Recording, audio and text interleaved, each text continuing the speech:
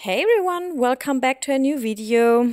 As you can see, I've pulled out my oval Trinket dish molds, all three of them, because I'm planning to make a cake stand.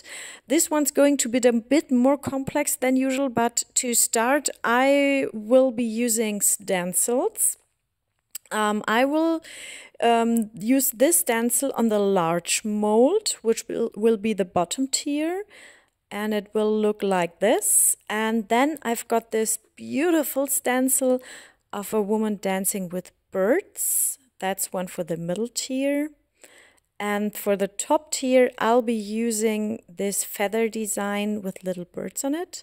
So that's the plan so far. As for the color combo and everything else, I'll tell you more about that in a bit, but it's definitely going to have a silver theme. I'll be painting the stencils with silver pigment using this Let's Resin metallic powder. It's a little bit dirty, I'm so sorry. And then I'll start filling them. So everything else you'll just have to wait and see.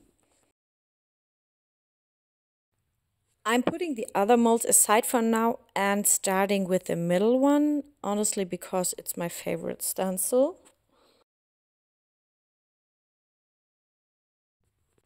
So everything's cleaned up and ready to go. I've already positioned the stencil nicely on the surface of my mold, and as you can see, I trimmed it so it fits nicely inside the mold, which is super important.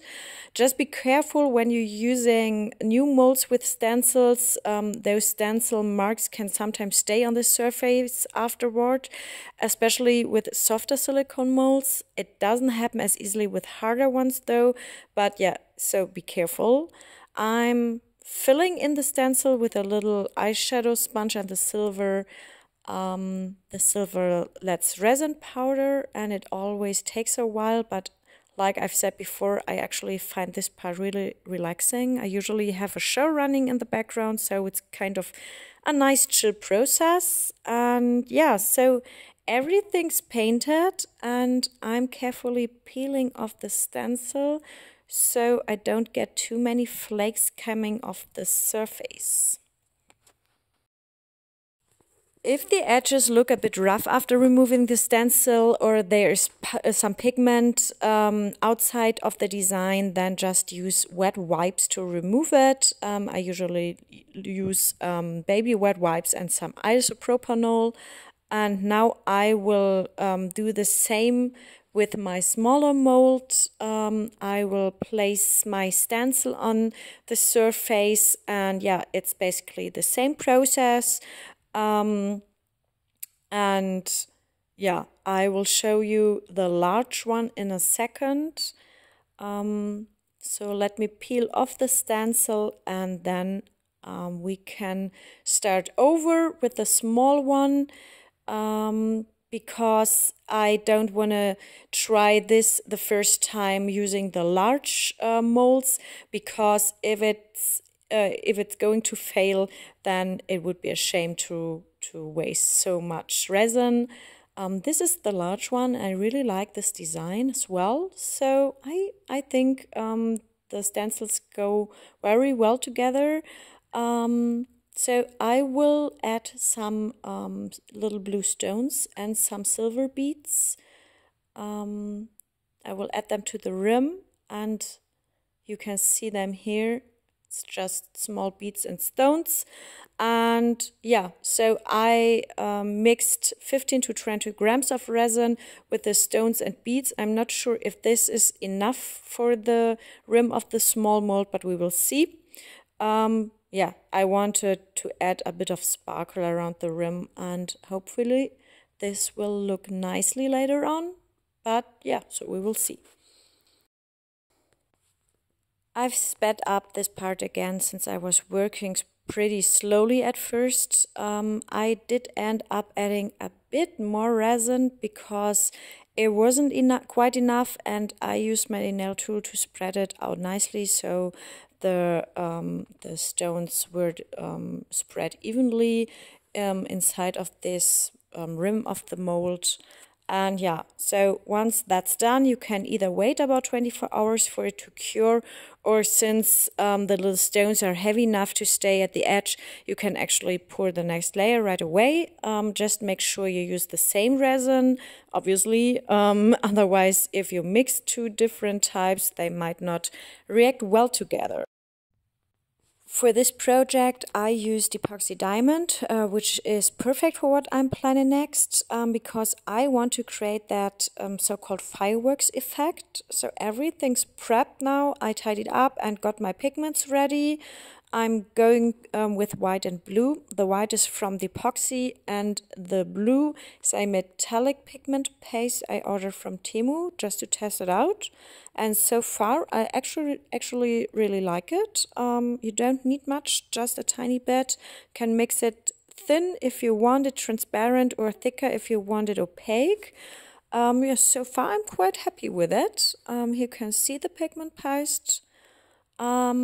But now let's see if this fireworks effect actually works. The idea is that it will frame the feather design I painted earlier. So first I pour a clear layer, and then I will add the little white and blue dots. For this effect, I let the resin sit for a bit until it was around 30 to 35 degrees Celsius. So kind of hand warm. That helps the pigments stay in place instead of sinking to the bottom. It's basically the same principle as with 3D flowers. So for the fireworks effect, you need that slightly thicker consistency of the resin as well. Yeah, so I've never tried this fireworks effect before. I'm really hoping it works. That's also why I started with a small mold. Just in case it doesn't work, I don't waste too much resin. You could use a piping bag for this, but honestly, I've messed up so many projects with those things. I just can't get along with them. I don't know why. So instead, I'm using this little silicone pen and dabbing the resin on dot by dot. And yeah, I'll speed this part up since it takes forever.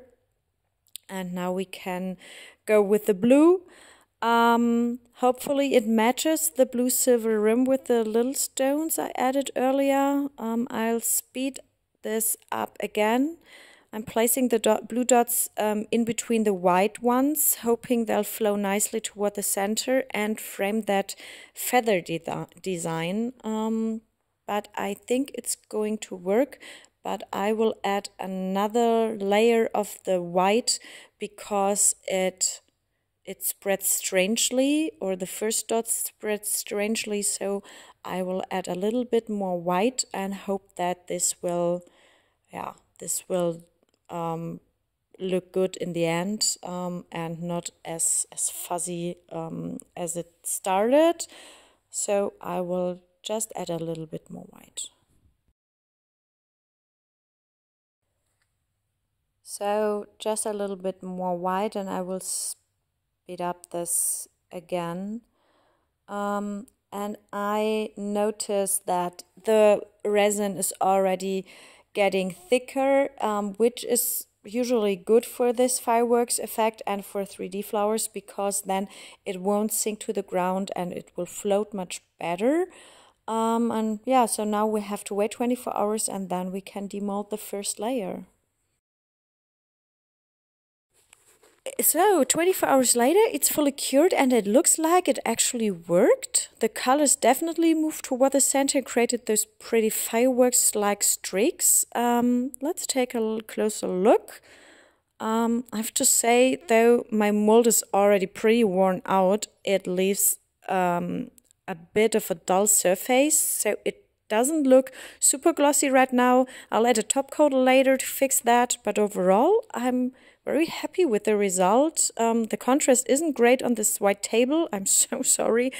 So it's a bit hard to see on camera, but I think beautifully frames the feather design. I'll be repeating the same process with the other molds and then show you the results. Let's demold the other pieces. This is the middle piece, the middle tier. And I think it turned out beautifully as well. So the effect worked so nicely. It frames the woman that dances with the birds, and it really gives the whole piece such a lovely sense of movement. So yeah, I'm very happy with the result. And I will also add a top coat. And now let's have a look at the last piece, the large one. And yeah, so I think it worked as well, but let's demold it and have a look. And here we are. So the feather slightly blends into the fireworks effect, but the birds are beautifully framed by it. Yes, so I'm really pleased with how it came out. And as I mentioned before, I'll add a top coat later, so nothing too exciting to show. And then I'll drill the holes, put everything together, and show you now the final result of my cake stand. And I hope you enjoyed this video and that you'll join me again next time. So thank you everyone for watching. Take care and see you soon. Bye bye.